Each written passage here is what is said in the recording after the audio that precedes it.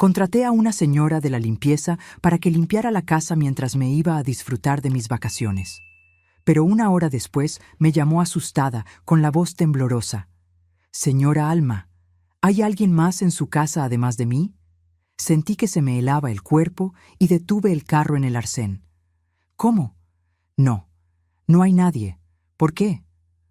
Su voz sonó aún más baja. «Hay una mujer caminando en el piso de arriba». Un escalofrío me recorrió la espalda. «¿Qué?»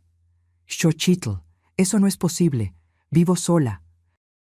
«Salga de esa casa inmediatamente. Llame a la policía». Pero antes de seguir, asegúrate de ya estar suscrito al canal y escribe en los comentarios. ¿Desde dónde estás viendo este video? Nos encanta saber hasta dónde están llegando nuestras historias. Mi nombre es Alma y hace 6 meses mi vida cambió por completo. Todo comenzó un miércoles cualquiera. Por fin había conseguido una semana libre después de 3 años trabajando sin parar en la agencia de publicidad. Planeé un viaje a la casa de playa de mi amiga Elena, que quedaba a unas 2 horas de la Ciudad de México. Necesitaba desesperadamente ese descanso, lejos del departamento que apenas veía con la luz del día y de la computadora que consumía mis noches. La mañana del viaje miré mi departamento y sentí vergüenza. Había polvo en todos los rincones, platos en el fregadero y ropa esparcida por la habitación. Decidí que no podía regresar a ese desastre después de días relajándome a la orilla del mar. Recordé a Xochitl, una chica que me había entregado su tarjeta en el supermercado ofreciendo servicios de limpieza. Encontré el número en mi cartera y la llamé. «Hola Xochitl, soy Alma, del edificio Alameda. ¿Podrías hacer una limpieza en mi departamento hoy?» Ella dudó por un momento, pero aceptó cuando mencioné que pagaría un extra por la urgencia. Acordamos que llegaría alrededor de las 2 de la tarde y que yo le dejaría la llave con el portero. Le expliqué que el departamento tenía 2 pisos, con las recámaras en la planta superior, y le pedí que limpiara todo. Xochitl tenía una voz tranquila y amable que me transmitió confianza. Salí a las 11 de la mañana, ansiosa por mi primer descanso real en años. El camino hacia Acapulco fue tranquilo, y mi mente ya comenzaba a desconectarse del trabajo y de las preocupaciones. El cielo estaba despejado, la radio tocaba mis canciones favoritas y yo cantaba a todo pulmón, sintiéndome libre por primera vez en mucho tiempo. Llevaba aproximadamente 1 hora en la carretera cuando sonó mi celular. Vi el número de Xochitl en la pantalla y contesté pensando que tal vez necesitaba alguna información adicional sobre el departamento. «Hola Xochitl, ¿todo bien?» Silencio. Por un momento pensé que la llamada se había cortado. Entonces escuché una respiración rápida, agitada, casi un jadeo. «Señora Alma», susurró tan bajo que tuve que presionar el teléfono contra mi oído. ¿Hay alguien más en su casa además de mí?» Mi cuerpo se heló al instante. Bajé la velocidad y estacioné el carro en el arcén. «¿Cómo? No, no hay nadie. ¿Por qué?» Su voz salió aún más baja, temblorosa. «Hay una mujer caminando en el piso de arriba».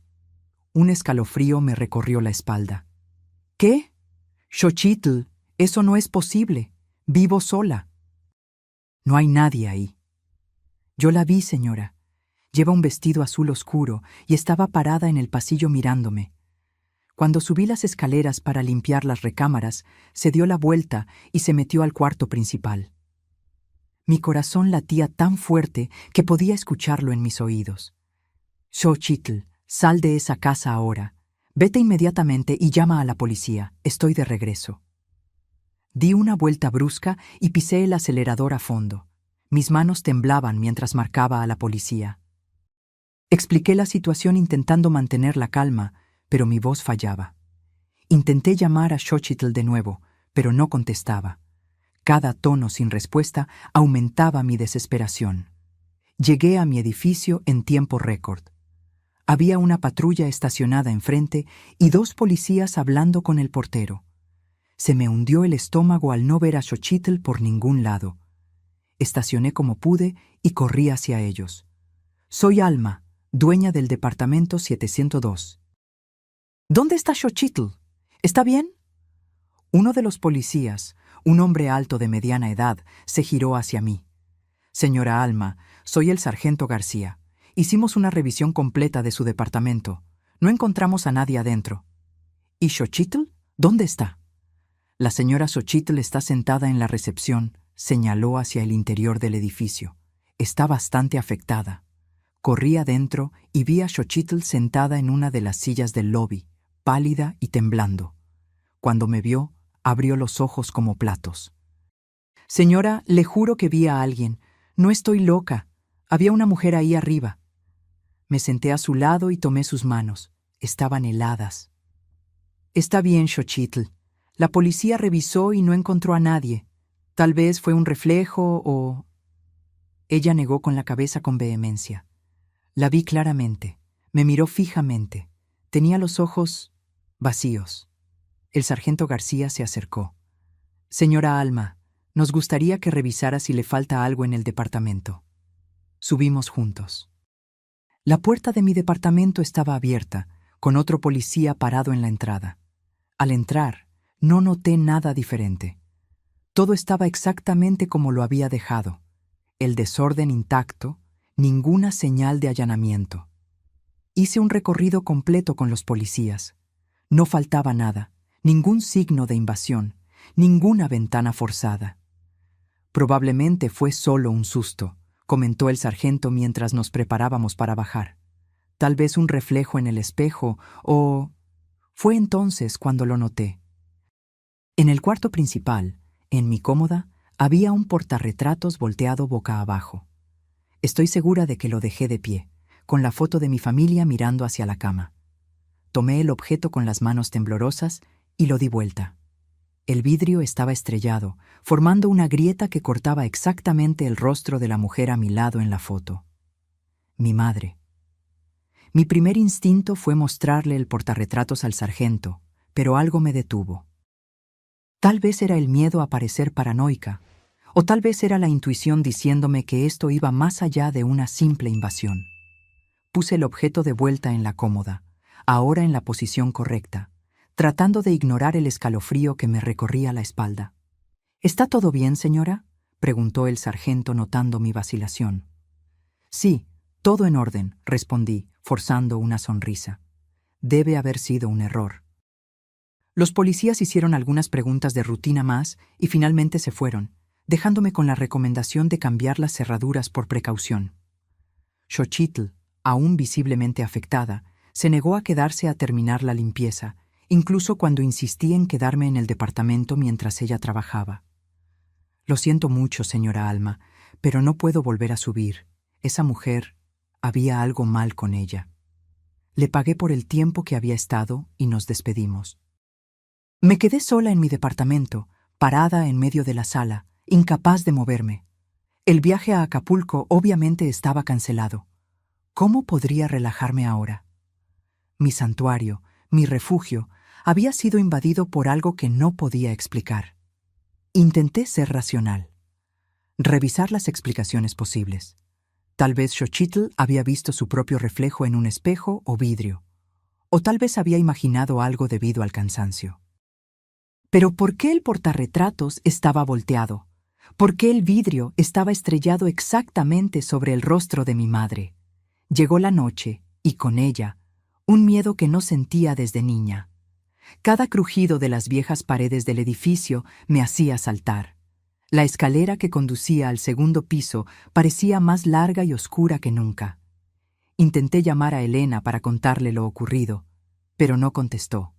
Probablemente ya estaba en la casa de playa, fuera de cobertura.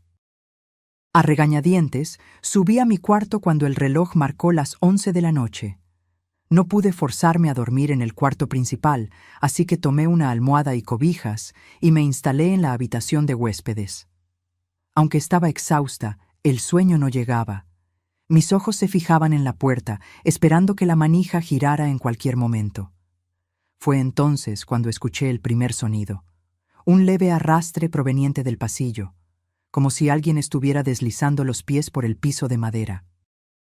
Me congelé bajo las cobijas, mi corazón martilleando en mi pecho. El sonido se detuvo frente a la puerta del cuarto. Contuve la respiración. Silencio. Pasaron largos minutos sin que nada sucediera. Empecé a convencerme de que lo había imaginado todo, cuando escuché un suspiro. Bajo, casi inaudible, pero definitivamente real. Un suspiro femenino, cargado de una tristeza profunda. Reuní todo mi coraje y me levanté. Si había alguien en mi casa, necesitaba saberlo. Con manos temblorosas, tomé mi celular para usarlo como linterna y en un impulso de valentía que ni yo sabía poseer, abrí la puerta. El pasillo estaba vacío y oscuro. Iluminé cada rincón con la luz del celular. Nada. Caminé lentamente hasta el cuarto principal, la puerta entreabierta exactamente como la había dejado. La empujé despacio. El portarretratos estaba volteado boca abajo de nuevo. Corrí fuera del departamento, azotando la puerta detrás de mí. Pasé la noche en el sofá del área común del edificio, incapaz de volver adentro. Por la mañana, el portero me encontró acurrucada, con ojeras profundas y temblando de frío. «Señora Alma, ¿está todo bien?» «Mario, usted conoce bien este edificio, ¿no es cierto? ¿Cuánto tiempo lleva trabajando aquí?» «Casi 15 años, señora». «¿Sabe decirme si pasó algo en mi departamento antes de que me mudara? ¿Algo extraño?» Desvió la mirada, repentinamente interesado en sus propios zapatos. «¿Por qué pregunta eso, señora?» «Por favor, Mario, necesito saber». Suspiró profundamente, como si estuviera decidiendo si debía hablar o no. «Usted sabe que este edificio tiene más de 40 años, ¿verdad? Muchas historias han sucedido aquí». «¿Y sobre el 702? ¿Mi departamento?» Mario miró a su alrededor, asegurándose de que estábamos solos. «Hubo un caso, sí. Antes de la remodelación de 2010, la antigua inquilina, ella...» En ese momento, uno de los residentes bajó por el elevador, interrumpiendo nuestra conversación. Mario cambió rápidamente de tema, hablando sobre el clima y cómo el pronóstico indicaba lluvia para el fin de semana. Cuando el vecino se alejó, Mario se inclinó hacia mí. «Señora Alma, si realmente quiere saber más, debería hablar con doña Juana, del 305. Ella vive aquí desde la inauguración del edificio. Conocía a la antigua dueña de su departamento». Agradecí la información y subí al tercer piso. Estaba cansada, asustada, pero determinada a entender qué estaba pasando. Toqué el timbre del 305 y después de unos momentos, una señora de aproximadamente 80 años abrió la puerta. Tenía el cabello blanco perfectamente arreglado y unos ojos azules penetrantes que parecían ver más allá de mí. «Buenos días», comencé, un poco nerviosa. «Soy Alma, del 702. El portero Mario sugirió que hablara con usted sobre la historia de mi departamento». Doña Juana me estudió por unos instantes, como si evaluara mi capacidad para escuchar lo que tenía que decir. Finalmente, abrió más la puerta. «Pase, querida.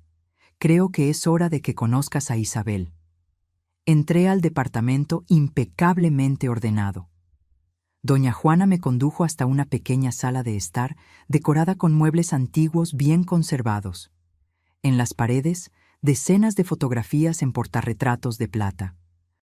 Me indicó el sillón y fue hasta una estantería, de donde sacó una caja de madera tallada. «¿Qué pasó para que vinieras a buscarme?», preguntó mientras se sentaba a mi lado. Le conté sobre el incidente con Xochitl, la mujer de vestido azul, los sonidos en el pasillo y el portarretratos volteado con el vidrio estrellado. Doña Juana escuchó todo atentamente, sin mostrar sorpresa. Cuando terminé, abrió la caja y retiró una fotografía antigua, amarillenta por el tiempo. En ella, una mujer joven y hermosa sonreía a la cámara. Llevaba un vestido azul oscuro y estaba de pie en la escalera, que reconocí como el lobby de mi edificio. «Esta es Isabel», dijo doña Juana, su voz suave cargada de recuerdos. «Isabel Soto. Ella fue la primera dueña de tu departamento. Y sí, murió ahí dentro, hace exactamente 30 años». La revelación de doña Juana me golpeó como un puñetazo en el estómago. Me quedé mirando la fotografía, incapaz de desviar los ojos del rostro sonriente de Isabel. Había algo familiar en ella, algo que no podía identificar, pero que provocaba una molestia profunda. ¿Cómo murió?, pregunté, mi voz casi un susurro. Doña Juana guardó la fotografía de vuelta en la caja con una delicadeza casi reverencial. La versión oficial es que fue suicidio. La encontraron en el cuarto principal, con una sobredosis de medicamentos. Pero siempre hubo rumores. ¿Qué clase de rumores? Isabel era una mujer brillante, maestra universitaria de literatura, escritora, llena de vida. No cuadraba con la imagen de alguien que se quitaría la vida. Doña Juana hizo una pausa, como si organizara sus pensamientos. Se había casado recientemente con un hombre llamado Horacio, un tipo encantador, según todos los que lo conocían. Pero había algo en él, algo que no me parecía correcto. Doña Juana se levantó y caminó hasta la ventana, mirando hacia la calle de abajo. Pocos meses antes de su muerte, Isabel comenzó a cambiar. Se volvió más callada, aislada. Rara vez la veíamos salir del departamento. Horacio decía que estaba trabajando en un libro importante y que necesitaba concentración. Pero una tarde la encontré en el elevador. Estaba pálida, delgada, con ojeras profundas. Cuando le pregunté si estaba todo bien, me sujetó la mano con tanta fuerza que me dejó marcas. Doña Juana se giró hacia mí, sus ojos ahora húmedos. Él no es quien dice ser, fue lo que me susurró. Antes de que pudiera preguntar más, Horacio apareció en el lobby y ella inmediatamente se recompuso, volviendo a ser esa esposa silenciosa y obediente. Fue la última vez que la vi con vida. Un escalofrío me recorrió la espalda. ¿Y qué pasó con Horacio después de su muerte? Desapareció. Vendió el departamento por una miseria y nunca más fue visto. La policía incluso investigó, pero no había pruebas de crimen. Oficialmente, Isabel se quitó la vida mientras sufría de depresión. Intenté procesar todo aquello.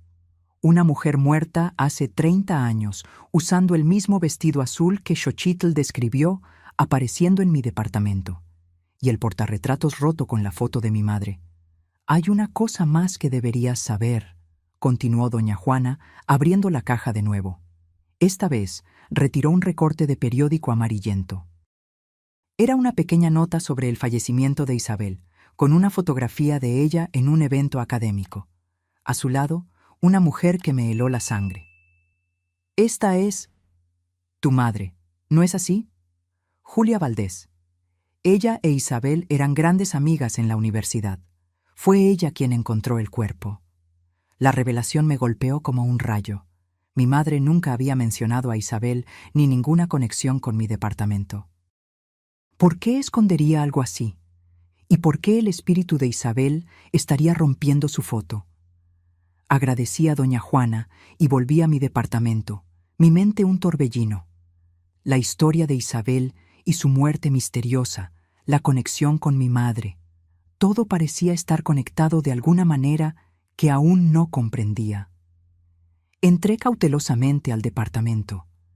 La luz del día hacía que el ambiente fuera menos aterrador, pero aún sentía una presencia, como si el aire mismo estuviera cargado de secretos. Fui directo al cuarto principal y tomé el portarretratos roto. Miré el rostro de mi madre, tratando de imaginar lo que ella había presenciado en ese mismo cuarto 3 décadas atrás. Mi madre había fallecido hacía 5 años, víctima de un cáncer agresivo. En los últimos días de su vida, cuando la morfina la dejaba confundida, murmuraba frecuentemente frases inconexas sobre contar la verdad y perdón. En ese momento lo atribuí al delirio de la medicación. Ahora no estaba tan segura. Decidí llamar a mi padre. Tal vez él sabría algo sobre Isabel y la implicación de mi madre en esta historia. Papá, necesito preguntarte algo. ¿Conociste a una mujer llamada Isabel Soto, amiga de mamá? Hubo un silencio prolongado al otro lado de la línea. ¿Dónde escuchaste ese nombre?, finalmente respondió, su voz extrañamente tensa. Es una larga historia, pero estoy viviendo en el departamento donde ella vivía, donde murió. ¿Qué? ¿Estás en el departamento de Isabel? Su voz subió una octava, algo que rara vez sucedía con mi siempre controlado padre. Alma, sal de ahí ahora mismo. Papá, ¿qué está pasando? ¿Qué sabes sobre ella? No es una conversación para tener por teléfono. Voy para allá ahora mismo. No hables con nadie más sobre esto. Colgó antes de que yo pudiera protestar. Mi padre vivía a casi 3 horas de distancia, en una pequeña ciudad del interior de Jalisco, a donde se mudó después de la muerte de mi madre. Si estaba dispuesto a hacer ese viaje inmediatamente, el asunto era más serio de lo que imaginaba. Las horas siguientes fueron interminables. Intenté trabajar, responder correos, cualquier cosa para distraer mi mente, pero era imposible. La presencia de Isabel parecía flotar sobre mí, invisible pero innegablemente real. A veces tenía la impresión de ver un movimiento por el rabillo del ojo, o de sentir un suave perfume a jazmín que no me pertenecía. Cuando el timbre finalmente sonó, corrí a la puerta. Mi padre parecía haber envejecido 10 años desde la última vez que lo vi. Estaba pálido, con ojeras profundas, como si no hubiera dormido en días. «Papá, ¿qué está pasando? Me estás asustando». Entró, mirando a su alrededor con aprensión. «Es exactamente como lo recuerdo», murmuró, más para sí mismo que para mí. «¿Ya habías estado aquí antes? ¿Por qué nunca me lo contaste?» Caminó lentamente por el departamento, como si cada paso fuera doloroso. Se detuvo al pie de la escalera que conducía al segundo piso. «Tu madre e Isabel eran más que amigas en la facultad, Alma. Eran como hermanas, inseparables». Nos sentamos en la sala de estar y mi padre comenzó a contar una historia que cambiaría para siempre mi percepción sobre mi propia familia. Isabel era brillante, talentosa, el tipo de persona que ilumina cualquier ambiente. Tu madre la adoraba. Tenían planes de escribir libros juntas, de viajar por el mundo, y entonces Isabel conoció a Horacio. Mi padre pronunció ese nombre como si fuera veneno. Al principio parecía perfecto, encantador, inteligente, atento. Tu madre y yo éramos recién casados en ese momento y los 4 salíamos juntos con frecuencia. Pero pronto las cosas empezaron a cambiar. Horacio era posesivo, controlador. Isabel comenzó a cancelar compromisos, a alejarse de los amigos. Tu madre intentó intervenir, pero Isabel siempre defendía a Horacio. Hizo una pausa, pasándose la mano por el cabello canoso. Luego, una noche, Isabel llamó a tu madre. Estaba en pánico. Dijo que había descubierto algo terrible sobre Horacio, algo que no podía decir por teléfono. Le rogó a Julia que fuera al departamento a la mañana siguiente. Tu madre prometió que iría. Mi padre me miró directamente, sus ojos llenos de un dolor antiguo. Cuando tu madre llegó, encontró a Isabel muerta en el cuarto principal. Oficialmente se consideró suicidio, pero tu madre, ella nunca lo creyó. ¿Y tú? ¿Qué creías? Yo creía que Horacio había matado a Isabel. Y creo que habría matado a tu madre también si hubiera tenido la oportunidad. La revelación de mi padre flotó en el aire como una nube pesada y tóxica. Sentí que mi cuerpo se hundía en el sillón, como si la gravedad hubiera aumentado de repente. Todo aquello parecía demasiado surreal.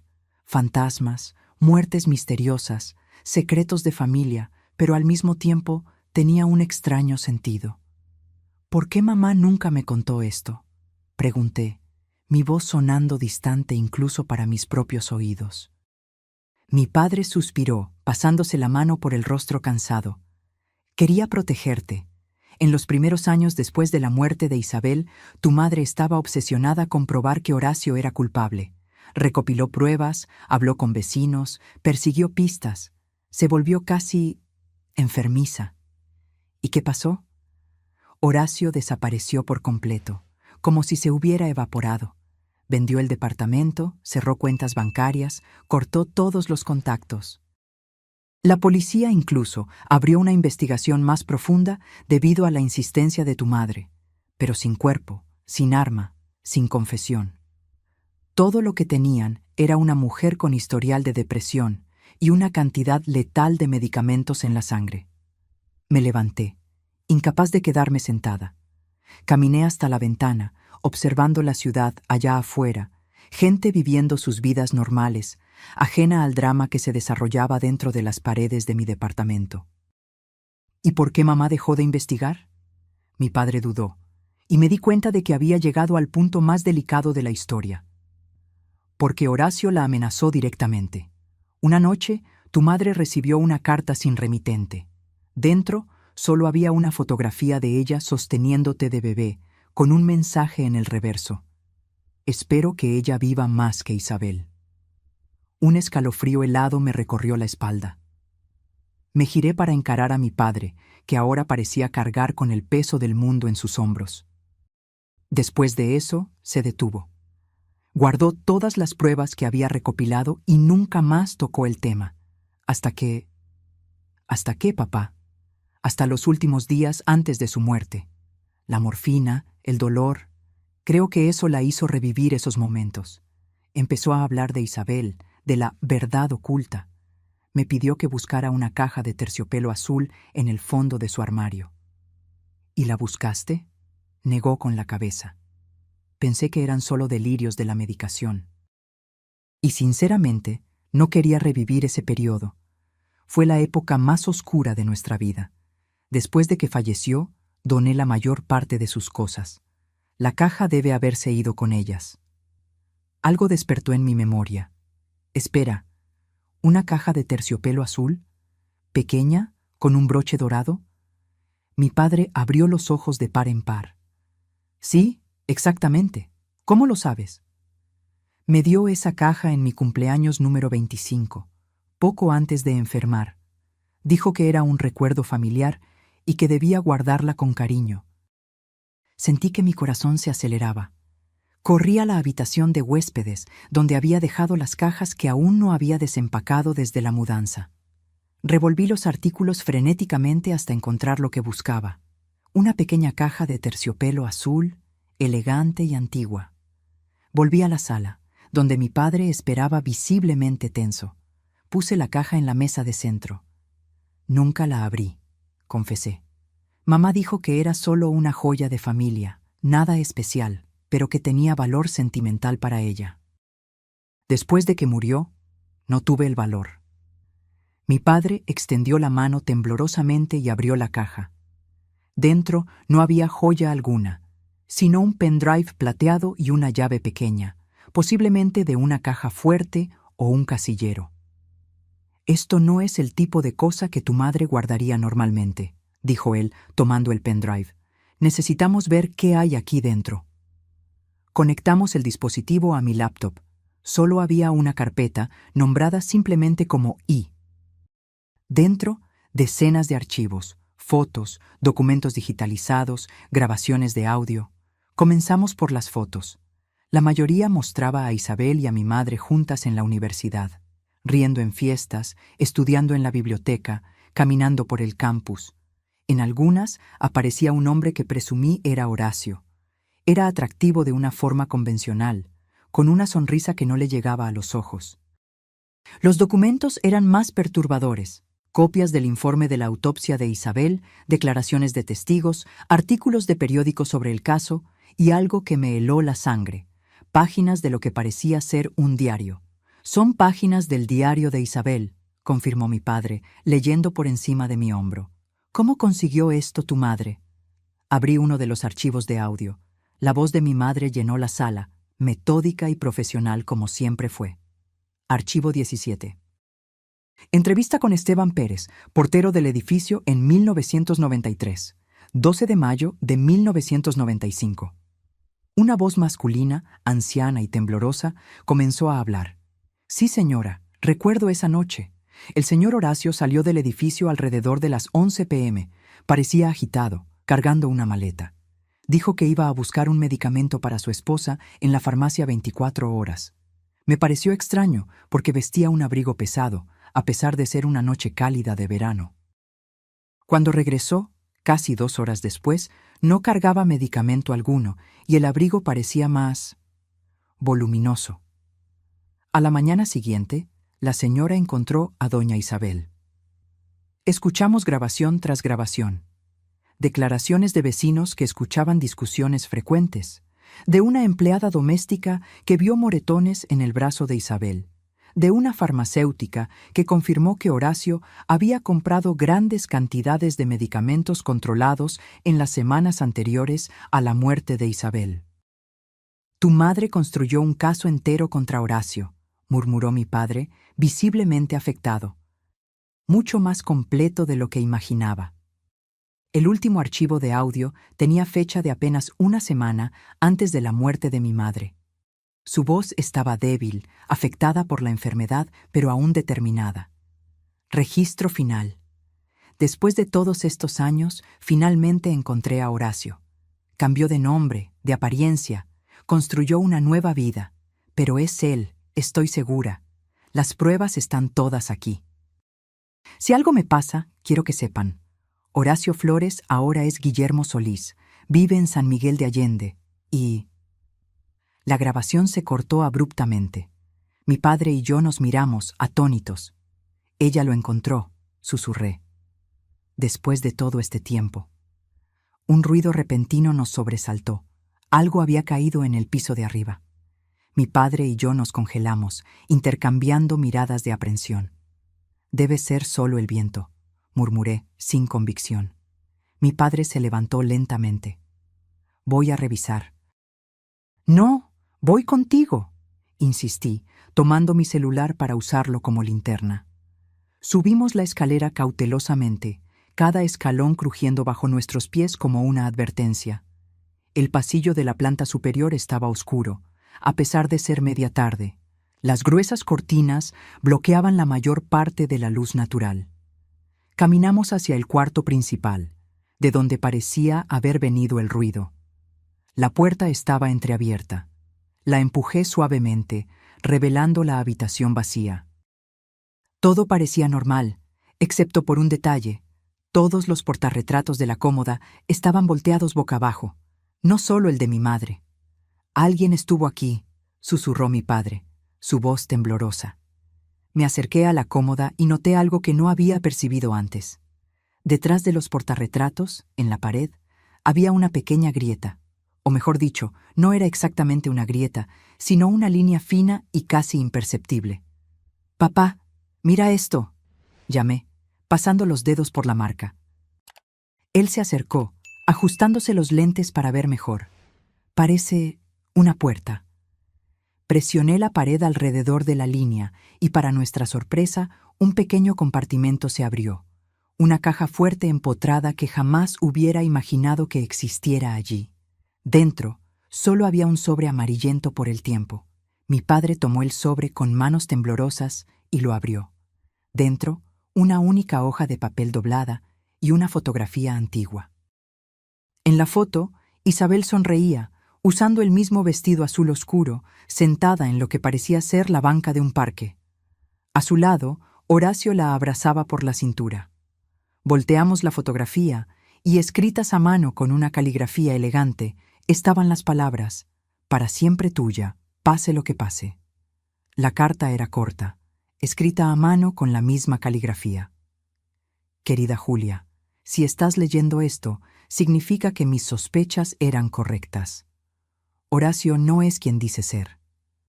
Encontré documentos en su estudio. Otra identidad, registros de una esposa anterior que desapareció en circunstancias sospechosas. Descubrió que lo sé y tengo miedo de lo que pueda pasar.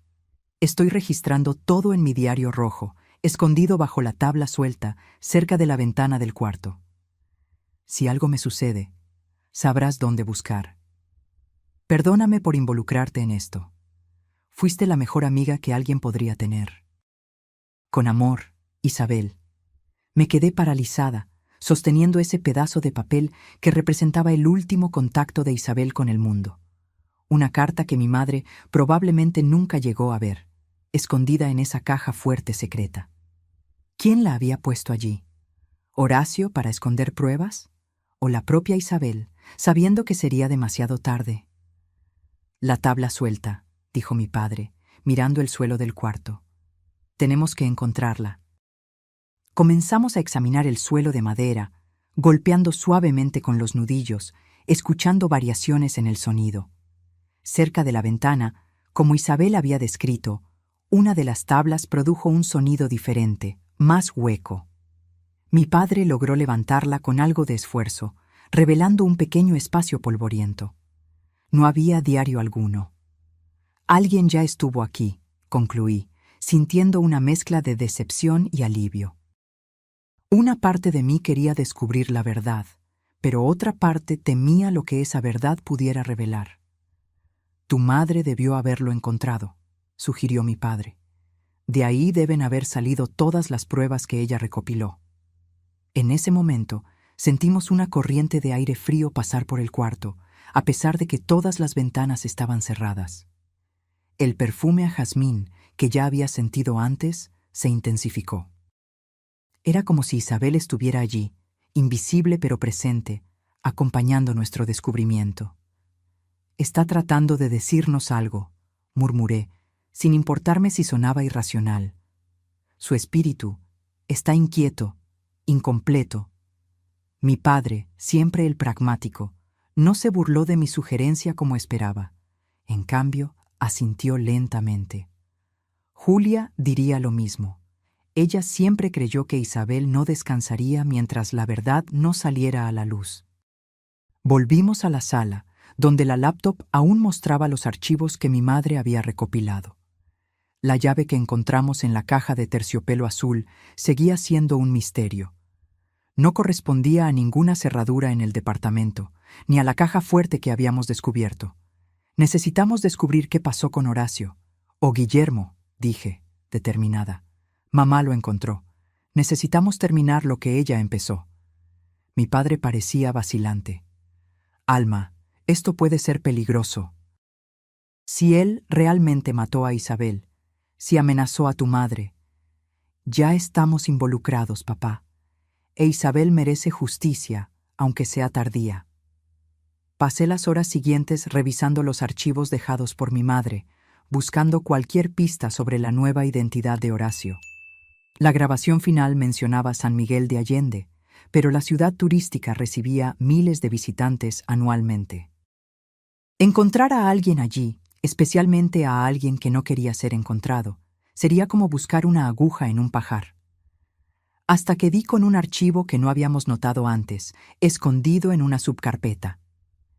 Era un estado de cuenta bancario a nombre de Guillermo Solís, con la dirección de una sucursal en San Miguel de Allende. No era mucho, pero era un comienzo. ¿Vamos a San Miguel de Allende?, preguntó mi padre, preocupado. No, respondí después de unos momentos de reflexión. Haremos algo diferente. Si Horacio mató a Isabel, si huyó y construyó una nueva vida, ciertamente no quiere que su pasado salga a la luz. ¿Qué pasaría si amenazamos con exponer ese pasado? Mi padre me miró con preocupación. ¿Estás sugiriendo que contactemos a un posible asesino? Alma, eso es una locura. No directamente, pero podríamos crear una situación que lo obligue a rebelarse. Pasé la noche elaborando un plan. Creé una publicación anónima en una plataforma en línea, mencionando que estaba escribiendo un libro sobre el caso no resuelto de la muerte de Isabel Soto, y que nuevas pruebas apuntaban a la implicación de su esposo, Horacio Flores, ahora viviendo bajo el nombre de Guillermo Solís en San Miguel de Allende. Incluí suficientes detalles para parecer creíble, pero lo bastante vagos para no revelar todo lo que sabíamos. Mi padre observó con una mezcla de admiración y miedo. «Eres tan determinada como tu madre», comentó con una sonrisa triste. «Pero también me preocupa que termines como ella». «No voy a terminar como ella», prometí. «Vamos a resolver esto juntos hasta el final». Al día siguiente, recibí una notificación de que alguien había comentado en mi publicación. Era un mensaje privado de un usuario anónimo. «No sabes con lo que te estás metiendo. Isabel se suicidó. Cualquier otra versión es mentira. Detente mientras aún puedas». Le mostré el mensaje a mi padre, que palideció. Es él, tiene que ser. Exactamente como esperábamos, concordé, sintiendo una mezcla de miedo y emoción. Ahora vamos al siguiente paso. Respondí al mensaje. Tengo el diario rojo de Isabel. Quiero hablar. La respuesta llegó casi al instante. Estás mintiendo. No lo estoy. Sé sobre Marta, la primera esposa, sé sobre los documentos falsos. Lo sé todo. Hubo una larga pausa antes del siguiente mensaje. Encuéntrame mañana, 3 p.m. en el café Montmartre en San Miguel de Allende. Ven sola, sin policía, sin trucos, o nunca más hablo contigo. Le mostré el mensaje a mi padre, que protestó de inmediato. No voy a dejar que te encuentres con ese hombre sola. Es muy peligroso. No tengo opción, argumenté. Esta puede ser nuestra única oportunidad de descubrir la verdad, de obtener justicia para Isabel y para mamá. El viaje a San Miguel de Allende, a la mañana siguiente, fue silencioso y tenso. Mi padre insistió en acompañarme, a pesar de la advertencia de Horacio, o Guillermo, como se llamaba ahora, de que fuera sola. Acordamos que él se quedaría a una distancia segura, observando el encuentro sin ser visto. El Café Montmartre estaba en una de las calles más concurridas de la ciudad turística, rodeado de tiendas y restaurantes llenos de visitantes. Un lugar público para un encuentro tan peligroso parecía una elección extraña, pero también me daba una falsa sensación de seguridad. Al fin y al cabo, ¿quién intentaría algo a plena luz del día, con decenas de testigos alrededor? Llegué media hora antes de lo acordado y elegí una mesa estratégica, desde donde podía ver la entrada y las mesas de alrededor. Pedí un café que no pude beber, mi estómago demasiado contraído por la ansiedad. En mis 32 años de vida, nunca me había sentido tan expuesta y vulnerable. A las 2:58 p.m. entró. Lo reconocí de inmediato, a pesar de los cambios. El cabello, antes oscuro en las fotos antiguas, ahora estaba completamente blanco. Arrugas profundas marcaban su rostro, pero los ojos, esos ojos fríos y calculadores, eran los mismos que me habían observado desde las fotografías con Isabel. Caminó directamente hasta mi mesa, sin dudar, como si supiera exactamente quién era yo. Se sentó frente a mí con una tranquilidad perturbadora. «Eres idéntica a tu madre», fue lo primero que dijo, su voz suave y controlada. La misma determinación en los ojos, la misma incapacidad de dejar el pasado en paz. Sentí un escalofrío recorrer mi espalda al escuchar esa voz mencionando a mi madre con tanta familiaridad. Me obligué a mantener la compostura, recordando el plan. «¿Señor Solís? ¿O debo llamarlo señor Flores?», respondí, intentando mantener mi voz firme. Una sonrisa fría se formó en sus labios. «Guillermo está bien. Horacio Flores murió hace mucho, junto con Isabel. Es de eso de lo que quiero hablar. Sobre cómo murió Isabel realmente». Me estudió por un largo momento, como si evaluara hasta dónde sabía yo, cuán peligrosa podría ser para él. Isabel se quitó la vida. Es lo que consta en los registros oficiales. Cualquier otra versión es pura especulación. Tengo pruebas que sugieren lo contrario. Ah, sí, el famoso diario rojo. Se rió, un sonido vacío de humor. Estás mintiendo, al igual que tu madre mintió durante años. Si ese diario realmente existiera, Isabel nunca habría sido declarada suicida. Tu madre habría conseguido la justicia que tanto buscaba. Mantuve mi mirada fija en la suya. Mi madre encontró el diario y otras pruebas, solo que no tuvo tiempo de usarlas antes de morir de cáncer, completó, con una crueldad que me hizo tragar saliva. Destino irónico, ¿no? Tantos años persiguiendo un fantasma y al final quien se la llevó fue la propia biología. En ese momento lo odié más de lo que jamás había odiado a nadie. La forma casual en que hablaba de la muerte de mi madre, el desdén en su voz, todo confirmaba mis sospechas sobre qué clase de hombre era realmente. «¿Por qué la mataste?», pregunté directamente, abandonando el juego. ¿Qué descubrió Isabel que era tan peligroso? Su sonrisa desapareció, reemplazada por una expresión dura e impenetrable. Cuidado con lo que dices, niña. Acusaciones como esa pueden tener consecuencias graves. Estoy dispuesta a arriesgarme. Al igual que tu madre, sabes que casi lo logra, ¿no? Faltó poco. Pero luego, bueno, la enfermedad fue más rápida. Tomó un sorbo del café que había pedido, sus ojos nunca abandonando los míos. Triste, ¿no? Invertir décadas en una causa perdida, solo para morir antes de ver algún resultado. Algo en sus palabras me molestó profundamente. La forma en que hablaba de la enfermedad de mi madre parecía cargada de un conocimiento íntimo que no debería tener.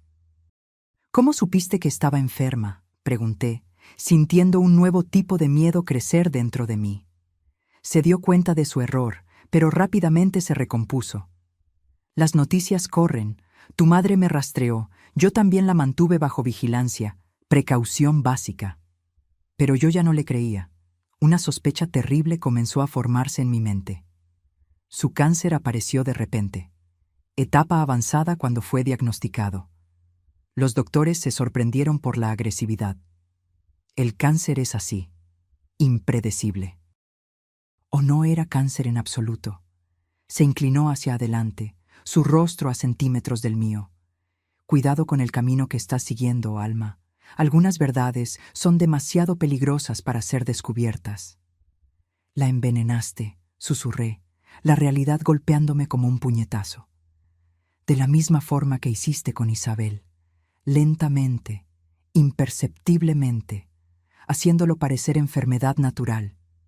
Guillermo, Horacio, se recostó en la silla, su expresión ahora completamente fría. Pruébalo. En ese momento, sentí una presencia a mi lado. No era mi padre, que debería estar observando de lejos. Era una mujer anciana, cabello canoso, recogido en un moño elegante. La reconocí de inmediato, doña Juana. «Hola, Horacio», dijo ella, su voz sorprendentemente firme para alguien de su edad. «¿O debo decir Guillermo?» El hombre frente a mí palideció visiblemente, como si hubiera visto un fantasma. «¿Juana? ¿Qué haces aquí?» «Vine a testificar, como debía haber hecho hace 30 años». Puso una mano en mi hombro, reconfortante. «No estamos solas, Horacio. Nunca lo estuvimos». Fue entonces cuando noté que otras personas se habían acercado. Mi padre, por supuesto, pero también un hombre de mediana edad que no reconocí, usando un uniforme de portero, y una señora anciana sosteniendo una carpeta de documentos. «Esteban Pérez», se presentó el hombre. «Yo era el portero esa noche. Nunca olvidé lo que vi». «Doctora Jimena Sánchez», dijo la señora. «Fui médica forense durante 40 años. Su madre me buscó antes de morir. Analicé sus muestras de cabello. Los niveles de arsénico eran significativos». Horacio miró a su alrededor como un animal acorralado. «Esto es ridículo. Un montaje. No tienen pruebas de nada». «Tenemos el diario», afirmé, mintiendo una última vez. «Y tenemos algo mejor. Testigos vivos. Personas dispuestas a hablar. Esta vez no vas a escapar». Se levantó bruscamente, tirando la taza de café. «Esto no ha terminado», amenazó, antes de intentar salir apresuradamente. Pero en la salida del café, 2 policías lo esperaban. Mi padre había alertado a las autoridades, presentando las pruebas que mi madre había recopilado. Las grabaciones, los documentos, los análisis. Y ahora, el testimonio final de personas que habían callado por miedo durante 3 décadas. Mientras los policías lo esposaban, sentí una brisa suave pasar por mí, llevando ese mismo perfume a jazmín. Por un instante, tal vez un truco de la luz, tal vez algo más, pensé haber visto a una mujer de vestido azul oscuro parada junto a la puerta, observando todo con una sonrisa serena. Volví a casa esa noche con una sensación que no podía definir completamente. No era exactamente paz, pues aún había muchas preguntas sin responder. No era exactamente un cierre, pues el dolor de la pérdida de mi madre aún estaba demasiado fresco. Era algo más profundo, más fundamental, la sensación de que una antigua injusticia finalmente estaba siendo corregida. Mi padre decidió quedarse conmigo por unos días. Su presencia era reconfortante, especialmente por la noche, cuando los ruidos del departamento parecían más intensos, más significativos. Pero curiosamente ya no sentía miedo. Si Isabel todavía estaba allí, ahora era una presencia benevolente, tal vez incluso protectora. A la noche siguiente, encontré el portarretratos de mi madre volteado hacia arriba en la cómoda, el vidrio milagrosamente intacto, sin la grieta que lo había partido. A su lado, un pequeño ramo de jazmines frescos que ciertamente no había puesto yo. Los días que siguieron a la detención de Horacio fueron una montaña rusa emocional. Las noticias se esparcieron rápidamente, reavivando el interés en el caso de Isabel. Periodistas llamaban constantemente, queriendo detalles sobre cómo habíamos logrado resolver un caso de 3 décadas. Fiscales del Ministerio Público se pusieron en contacto, ansiosos por reconstruir una acusación sólida. Mi padre, doña Juana, Esteban y la doctora Jimena rindieron declaraciones formales. Las pruebas que mi madre había recopilado a lo largo de los años, ahora complementadas por exámenes toxicológicos en muestras de cabello preservadas, pintaban un cuadro devastador. Horacio había envenenado a Isabel gradualmente, haciéndolo parecer una depresión que culminó en suicidio. Años después, al descubrir que mi madre estaba a punto de exponer la verdad, hizo lo mismo con ella. El caso se convirtió en sensación nacional. El envenenador de mujeres, lo llamaban ahora los periódicos. Investigaciones más profundas revelaron que Isabel no había sido su primera víctima. Antes de ella estuvo Marta, su primera esposa que desapareció misteriosamente en un viaje a Europa. Y después de mi madre, hubo una novia en San Miguel de Allende que murió de causas naturales hace apenas 2 años. Un patrón sombrío de décadas de manipulación y asesinatos. En medio de todo este torbellino, me vi oscilando entre diferentes emociones. Había satisfacción, claro, por haber conseguido finalmente justicia para Isabel y mi madre. Había rabia también, una rabia profunda que me consumía en las noches sin dormir, pensando en cómo mi madre me había sido arrebatada, no por una enfermedad cruel, sino por la maldad calculada de un hombre al que ella había enfrentado sola durante años. Pero también había una extraña sensación de vacío. Como si, después de toda esta búsqueda frenética de respuestas, no supiera qué hacer con ellas ahora que las tenía. Una tarde, sentada en la sala de estar con las carpetas de pruebas esparcidas sobre la mesa, material que los fiscales me habían devuelto temporalmente para que lo organizara mejor, encontré algo que no había notado antes. Era una nota escrita a mano por mi madre, fechada 3 días antes de su muerte. Para mi querida Alma, espero que nunca necesites leer esto, pero si lo estás, significa que no pude concluir lo que empecé. Perseguí la verdad sobre Isabel durante casi 30 años, no solo porque ella merecía justicia, sino porque entendí que el mal dejado sin consecuencias solo crece y se propaga. Horacio es un monstruo disfrazado de hombre, y no puedo soportar la idea de que siga libre para destruir más vidas. Si estás leyendo esto, hija, significa que él logró silenciarme también. No te culpes por no haberte dado cuenta. Lo escondí todo de ti deliberadamente, para mantenerte a salvo. Lo que te pido ahora es que tomes una decisión consciente. Puedes continuar esta búsqueda o puedes elegir vivir tu vida en paz. Cualquier elección será la correcta, siempre y cuando sea verdaderamente tuya. No permitas que el odio y la obsesión te consuman como casi me consumieron a mí. La verdad es importante, pero tu felicidad es más. Independientemente de lo que pase, debes saber que te amo más que a nada y que, de alguna forma, Isabel y yo estaremos siempre velando por ti. Con todo mi amor, mamá. Las lágrimas vinieron sin aviso, intensas y catárticas. Lloré por mi madre, por Isabel, por todas las víctimas de Horacio. Lloré por la verdad que había llegado demasiado tarde para tanta gente, pero lloré principalmente por mí, por la hija que creció sin saber, por la adulta que ahora cargaba con el peso de un legado de dolor y valentía.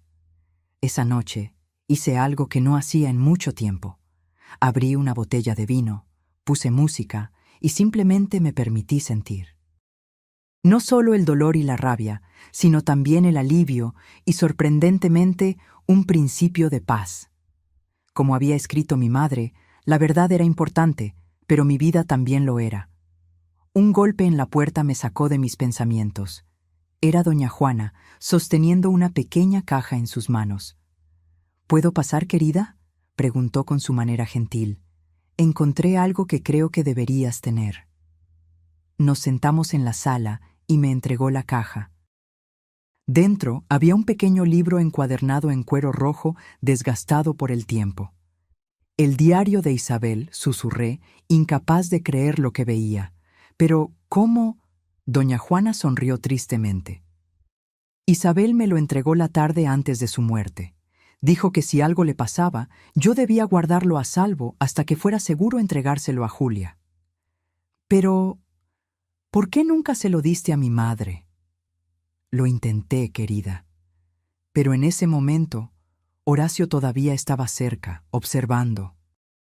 Amenazó a mi familia cuando se dio cuenta de que yo sabía demasiado. Cuando finalmente reuní el valor para buscar a tu madre, años después, ella ya estaba demasiado enferma. Sostuve el pequeño libro en mis manos, sintiendo su peso. No solo físico, sino histórico, emocional. Las últimas palabras de Isabel, sus sospechas, sus miedos. Un testimonio que llegó demasiado tarde para salvarla, demasiado tarde para salvar a mi madre, pero tal vez no demasiado tarde para la justicia final. ¿Se lo vas a entregar a la policía?, preguntó doña Juana. Sí, respondí después de una pausa. Pero primero lo voy a leer. Se lo debo a ellas. Cuando doña Juana se fue, abrí cuidadosamente el diario. La caligrafía era la misma de la carta que habíamos encontrado, elegante pero nerviosa, como si estuviera escrita con prisa. Leí la primera entrada. Querido diario, hoy descubrí algo sobre Horacio que me dejó en shock. Mientras organizaba su estudio, encontré documentos falsos, una nueva identidad en construcción. Encontré también recortes de periódico sobre la desaparición de su primera esposa, Marta, algo que él nunca mencionó. Y, aún más perturbador, encontré pequeños frascos de una sustancia que sospecho es veneno. Tengo miedo de lo que esto significa, miedo de lo que puede hacer si descubre que lo sé. Me he sentido cada vez más débil en los últimos meses. ¿Serán los suplementos que insiste en que tome? Necesito hablar con Julia. Ella sabrá qué hacer. Pero necesito ser cuidadosa, muy cuidadosa. Isabel. La última entrada, fechada el día de su muerte, era solo una frase. Sabe que lo sé. Cerré el diario, sintiendo un escalofrío. Era la confirmación final, la prueba definitiva que sellaría el destino de Horacio. Al día siguiente, entregaría ese testimonio silencioso a la fiscalía. Esa noche, soñé con mi madre e Isabel. Estaban juntas en un jardín soleado, riendo como en las fotos antiguas de la universidad. En el sueño, mi madre se giró hacia mí y dijo: «Ya está, hija, estamos libres, tú también lo estás». Desperté con el primer rayo de sol y una certeza tranquila de que una etapa importante de mi vida se había completado. El mal había sido expuesto, la justicia estaba en marcha, y ahora yo tenía una decisión que tomar, exactamente como había escrito mi madre. Tomé el diario y fui a la fiscalía. Lo entregué personalmente, explicando su procedencia e importancia. El fiscal, un hombre de mediana edad con ojos amables, me dio las gracias y dijo unas palabras que se quedarían conmigo. Tu madre e Isabel estarían muy orgullosas. No cualquiera lograría cerrar una historia inconclusa de 3 décadas. Al salir del juzgado, sentí esa misma brisa ligera y el aroma a jazmín. Le sonreí al cielo azul de otoño, sabiendo que, de alguna forma, ellas estaban conmigo. Siempre lo estarían. 6 meses pasaron desde el día en que doña Juana me entregó el diario rojo. El juicio de Horacio, o Guillermo, como aún insistía en ser llamado, estaba en curso, un proceso complejo que desenterraba décadas de mentiras y manipulaciones. Su defensa intentaba invalidar las pruebas, catalogando el diario como fantasioso y cuestionando la cadena de custodia de las pruebas recopiladas por mi madre. Pero el rompecabezas estaba demasiado armado para ser deshecho ahora. La historia adquirió proporciones inesperadas. Una productora de documentales me buscó, interesada en convertir el caso en una serie. Periodistas querían entrevistas exclusivas. Editoriales ofrecían contratos para libros.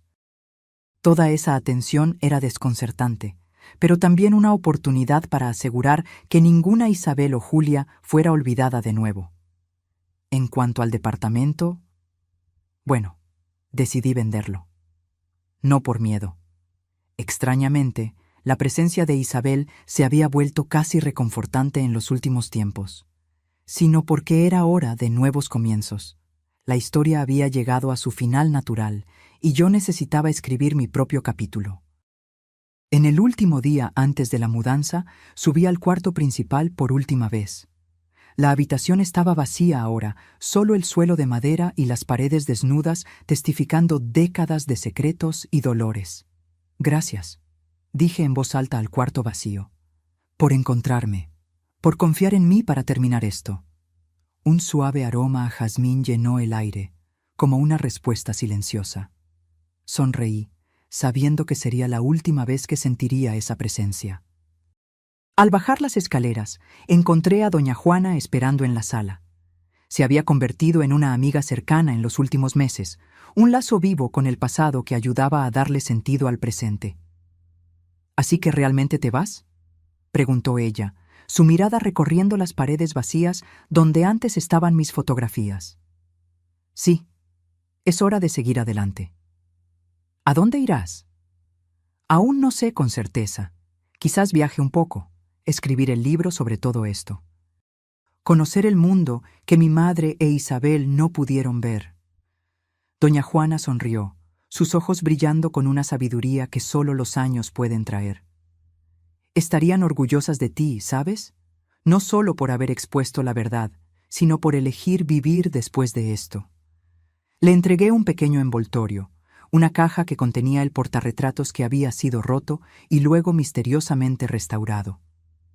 Quiero que te quedes con esto, para recordarlas y recordarnos. Ella aceptó el regalo con lágrimas en los ojos. Y para recordarte a ti, mi querida, no te olvides de visitarnos. Nunca podría olvidar. La mañana de la mudanza, mientras cargaba la última caja al carro, mi teléfono sonó. Era el fiscal del caso. Señorita Alma, tengo noticias, Horacio confesó. Me detuve en medio del movimiento, incrédula. ¿Cómo? ¿Por qué? Las pruebas eran abrumadoras. El diario de Isabel fue el punto final, explicó el fiscal. Pero hay más. Durante el interrogatorio, confesó otros casos, otras mujeres de las que sospechábamos, pero no teníamos pruebas concretas. En total, 5 víctimas a lo largo de 4 décadas.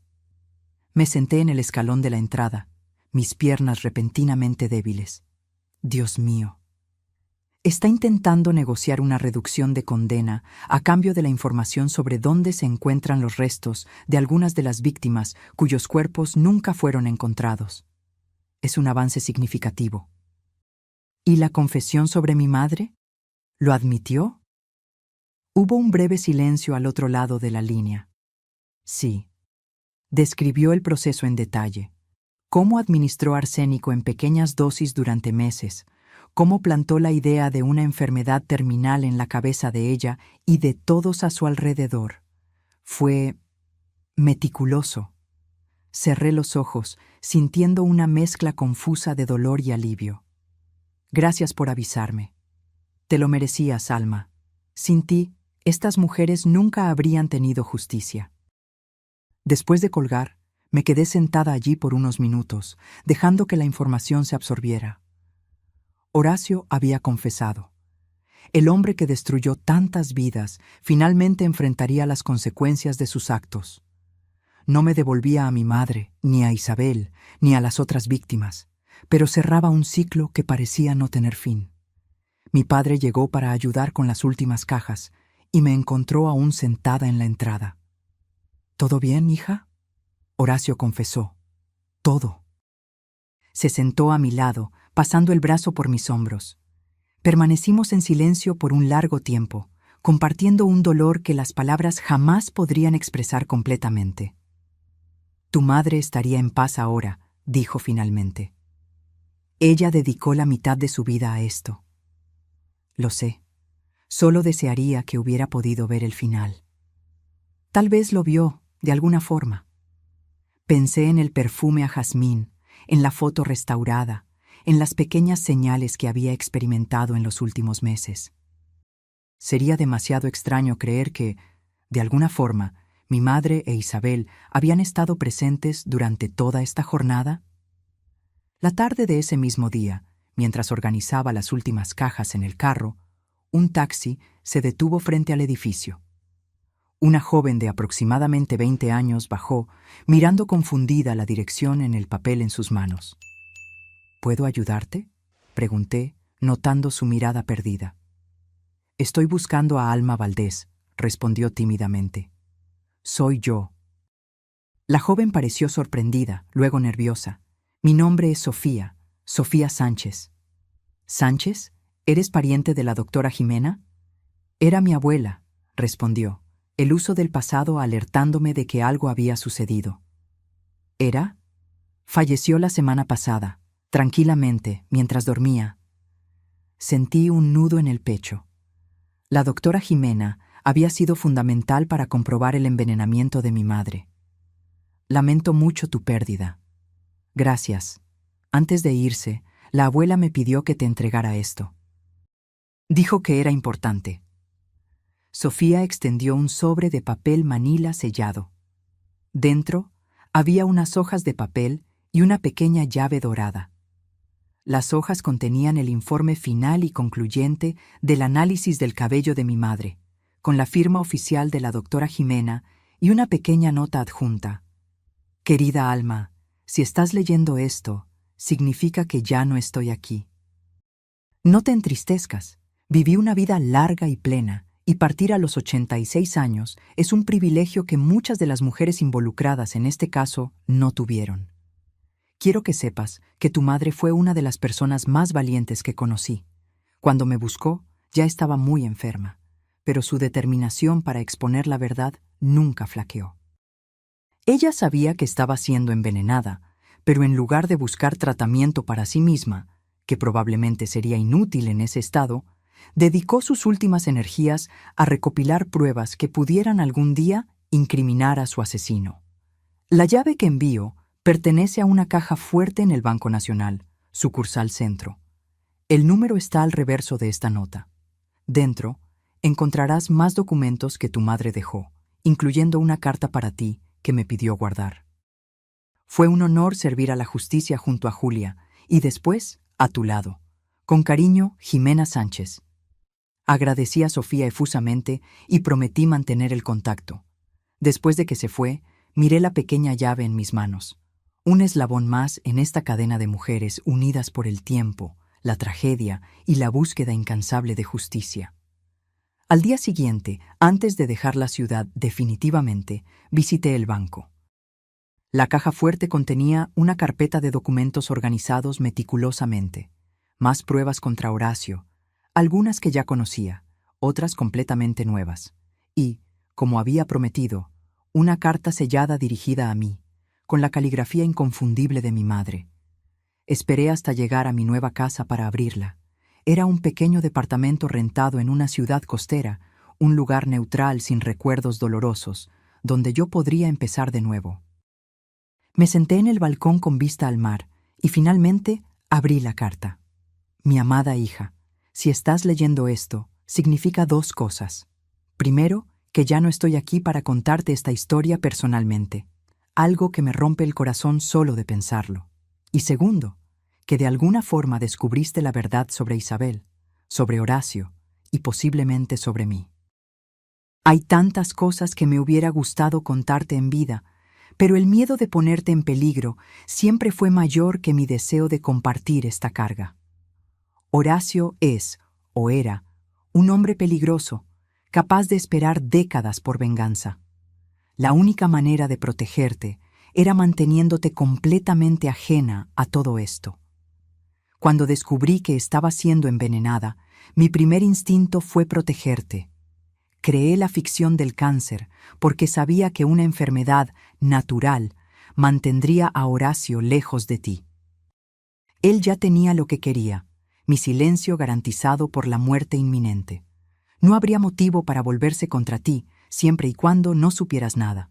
Pero ahora, si estás leyendo esto, es porque el destino trazó otro camino. Algo te llevó a descubrir esta historia enterrada por tanto tiempo. Tal vez fue Isabel, de alguna forma guiándote. Ella siempre fue terca así. No sé si logré reunir pruebas suficientes para incriminar a Horacio. Trabajé a contrarreloj y mis propias limitaciones físicas. Pero espero que lo que dejé sea un comienzo, un hilo para que sigas, si así lo eliges. Pero, hija mía, esta es la parte más importante.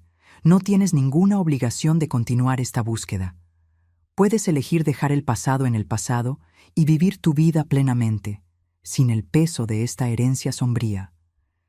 Esa también sería una elección honorable y valiente. Cualquier cosa que hayas decidido, debes saber que estoy orgullosa de ti. Siempre lo estuve. Espero que encuentres la paz que Isabel y yo buscamos durante tanto tiempo.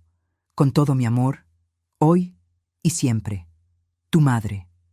Las lágrimas corrían libremente por mi rostro cuando terminé de leer. Mi madre, incluso al borde de la muerte, había pensado primero en mi protección. Había creado un plan meticuloso, no solo para exponer la verdad, sino para asegurar que yo pudiera vivir a salvo. Guardé la carta junto a mi pecho y miré el horizonte, donde el cielo se encontraba con el mar en una línea infinita de posibilidades. Yo había tomado mi decisión, seguir el camino de la verdad hasta el final, y ahora estaba libre para trazar un nuevo camino. En los meses siguientes seguí a distancia el juicio de Horacio. La sentencia final fue severa: cadena perpetua sin posibilidad de libertad condicional.